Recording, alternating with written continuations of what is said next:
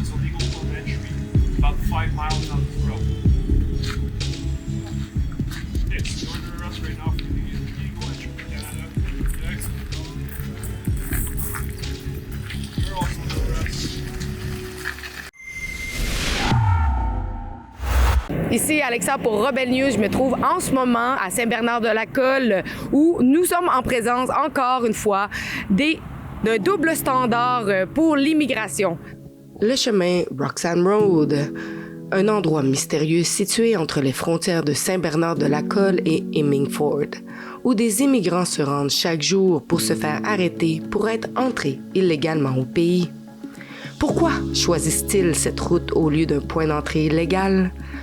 Un accord a été fait entre le gouvernement du Canada et celui des États-Unis afin de coopérer pour la vérification des demandes de statut de réfugié présentées par des ressortissants de pays tiers. Mais cette entente ne s'applique que pour les demandes faites au point d'entrée légal. Cela a donc entraîné une augmentation massive d'entrées irrégulières au Canada. Particulièrement depuis 2017, quand Justin Trudeau a proposé au monde entier de venir se réfugier au Canada s'il ne se sentait pas en sécurité sous la présidence de Donald Trump. C'est alors que les médias ont réellement commencé à s'y intéresser. À ce moment-là, ce qui est aujourd'hui une opération policière quotidienne, les installations au bout du chemin Roxham, ne consistaient que de quelques tentes et des barrières en métal. La hausse astronomique des passages de migrants à ce point d'entrée illégal a poussé le gouvernement à devoir construire de meilleures installations, dont un poste de police qui, à la base, ne devait être que temporaire. Ce point d'entrée se trouve au Québec, où les citoyens ont subi les mesures sanitaires les plus strictes depuis le début de la pandémie. À l'heure actuelle, le Québec demeure le seul endroit en Amérique du Nord qui exige de porter un masque dans les lieux publics. Pourtant, des milliers de personnes traversent par le chemin Roxham Road, et ce, sans test PCR négatif requis. Le ministère de la Santé a dernièrement déclaré que plus de 60% de ces migrants irréguliers ne sont pas vaccinés. Double standard ou simple hypocrisie du gouvernement. Comme vous le savez, les immigrants illégaux ne peuvent pas passer par soit Saint-Bernard-de-la-Colle ou Hemmingford, la frontière d'Hemmingford, puisque les agents frontaliers peuvent invoquer l'accord sur la sécurité des pays tiers, et donc celui-ci va les empêcher de pouvoir traverser et venir immigrer au Canada. Mais comme vous le savez, cet accord ne fonctionne pas à Roxham Road, où ils vont passer et en fait demander l'asile. Comme vous pouvez le voir à ma droite, on a aussi ici des établissements où les gens vont probablement pour se faire tester ou pour autres procédures. Donc, en ce moment, depuis 2017 à 2019, on a eu le plus haut taux d'immigration illégale ici au Canada grâce au chemin Roxham Road. Donc, en ce moment, plusieurs milliers d'immigrants illégaux traversent à chaque jour la frontière. On va aussi se rendre à Roxham Road pour vous montrer un peu les images de qu'est-ce qui se passe et si on est capable de voir peut-être des gens passer la frontière illégalement. Donc, restez à l'écoute.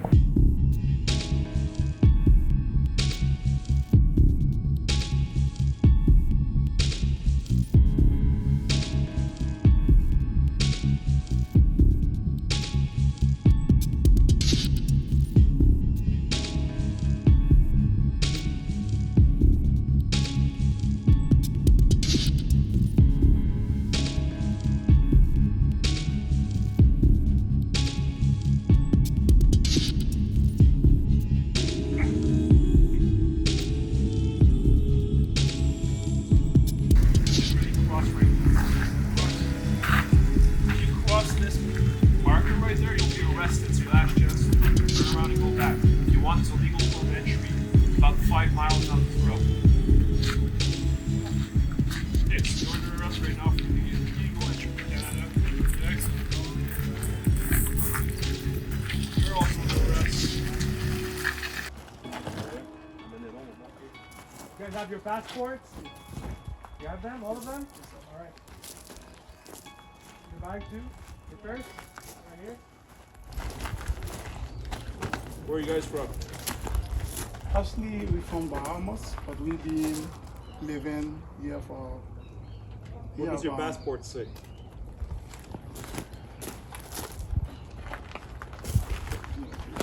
So that's my. I see. Tout Haïti. Au total, 7242 demandeurs d'asile ont franchi la frontière à Roxham Road entre le 1er novembre 2021 et le 14 février 2022. Durant le mois de janvier, 2367 immigrants illégaux sont entrés. Impressionnant quand on sait que c'est la période la plus froide de l'année. Près de 3000 d'entre eux y sont traversés en décembre. À ce rythme-là, la GRC interceptera un nombre record de demandeurs d'asile à la frontière terrestre cette année. Dans un rapport, on peut lire que tous les demandeurs d'asile sont exemptés de l'obligation de subir un test avant l'arrivée. Les voyageurs canadiens, eux, sont soumis à une exigence coûteuse de tests PCR avant d'entrer à nouveau au Canada. Mais cette politique a été abandonnée le 1er avril 2022. De plus, si les immigrants illégaux n'ont pas de plan concret de quarantaine et qu'ils ne sont pas vaccinés, le gouvernement fédéral paiera leur chambre d'hôtel pour leur quarantaine. Le ministère aussi rapporte qu'en date du 8 mars 2022, plus de 6000 personnes sont entrées au Canada entre les points d'entrée terrestres du Québec pour demander l'asile. Parmi ces personnes arrivant au chemin Roxham Road, environ 40% étaient entièrement vaccinés et dont 60% n'étaient pas vaccinés. Cela représente beaucoup de chambres d'hôtel payées par vous, les contribuables. Regardez la conversation qu'il y a eu au comité de la Chambre des communes. Je vais passer à une autre question. Le ministre a parlé de logement pour les demandeurs d'asile non vaccinés. Pouvez-vous nous parler un peu plus de la façon dont ça fonctionne ou est-ce qu'on s'attend à ce que ces demandeurs d'asile paient une portion des coûts? Quel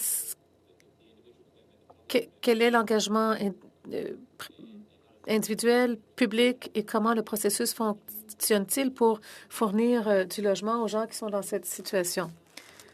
Pour les demandeurs d'asile qui entrent au Canada et demandent l'asile, il y a la situation du chemin Roxham. D'abord, pour ceux qui sont vaccinés ou pour ceux qui ont un plan clair de mise en quarantaine, ils sont traités et ça avance. Pour ceux pour qui ce n'est pas le cas, ceux qui ne sont pas vaccinés, qui n'ont pas de plan de mise en quarantaine, alors nous avons des chambres dans des hôtels où nous plaçons les gens jusqu'à la fin de leur quarantaine et jusqu'à ce qu'ils puissent passer dans d'autres systèmes de logement social. Donc, nous ne demandons pas d'argent aux gens pour le temps passé à l'hôtel. Une précision. Donc, le gouvernement du Canada paie ces chambres d'hôtel pour les demandeurs d'asile non vaccinés. Vous avez raison. Oui, c'est exact. Le plus gros problème est après la quarantaine, parce que la disponibilité des logements pour loger ces gens sont surchargés, surtout à Montréal. De plus, les Canadiens qui ne sont pas vaccinés contre le COVID-19 ou qui refusent de divulguer leur statut vaccinal ne peuvent pas prendre un vol intérieur et sont interdits de prendre le train. Cette politique est entrée en vigueur le 30 novembre 2021 dernier. Mais pour les immigrants illégaux, ceci ne s'applique pas. Donc, clairement, ici, ce n'est pas un port d'entrée régulier. Comme vous pouvez le voir, il y a des barricades de béton. On a aussi des pancartes affichées pour dire que le passage est illégal ici. Également, on peut voir un passage qui s'est créé au fil du temps avec les gens qui ont passé. Et aussi des poubelles qui ont été rajoutées récemment où les gens doivent probablement laisser des choses derrière eux qu'ils ne peuvent pas emmener avec eux à l'intérieur du Canada. Donc, vous voyez un établissement qui existe depuis plusieurs années et qui va probablement continuer pendant plusieurs autres années si le gouvernement fédéral de M. Trudeau continue à accepter ce port d'entrée illégal. J'espère que vous avez apprécié mon reportage. C'était Alexa pour Rebel News à Roxham Road, proche de Montréal. Donc, comme vous savez, à Rebel News, on veut couvrir toute l'actualité, mais on a besoin de votre aide pour y arriver. Si vous pouvez donner généreusement pour nous aider à couvrir les frais de déplacement et les hôtels, ça serait très apprécié. Vous pouvez le faire à rebelfieldreport.com. Et donc, je vous remercie en avance.